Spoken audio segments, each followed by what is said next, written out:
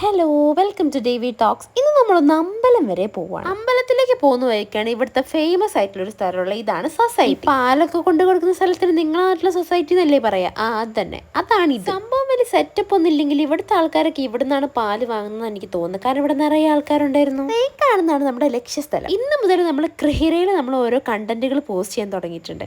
അപ്പൊ ഒന്ന് പൂജിച്ചിട്ട് തുടങ്ങാന്നോർത്തു. അത് അങ്ങനെയാണല്ലോ അതിന്റെ കിടപ്പുവശം.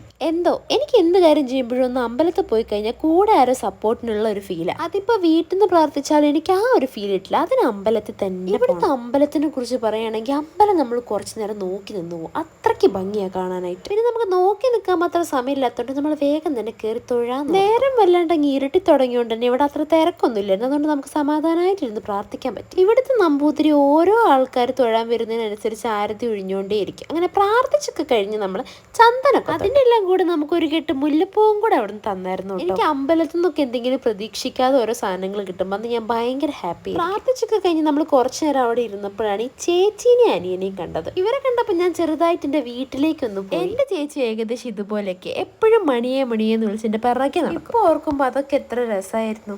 ഇനിയിപ്പോൾ പറഞ്ഞിട്ട് കാര്യത്തില്ല, പെടാൻ ഞാൻ നന്നായിട്ട് എന്തായാലും പെട്ടു. ഇനി ഇവിടെ നിന്ന് എങ്ങനെയെങ്കിലും പഠിച്ചിറങ്ങിയാൽ മതി എന്നാണ് ദൈവത്തിനോട് ആദ്യം ഞാൻ പ്രാർത്ഥിച്ചത്. അങ്ങനെ കുറച്ച് കഴിഞ്ഞപ്പോൾ ഞാൻ അവിടെ നിന്ന് ഇറങ്ങി. അപ്പോൾ ഇന്നത്തേക്ക് എത്രയേ ഉള്ളൂ. Okay, by.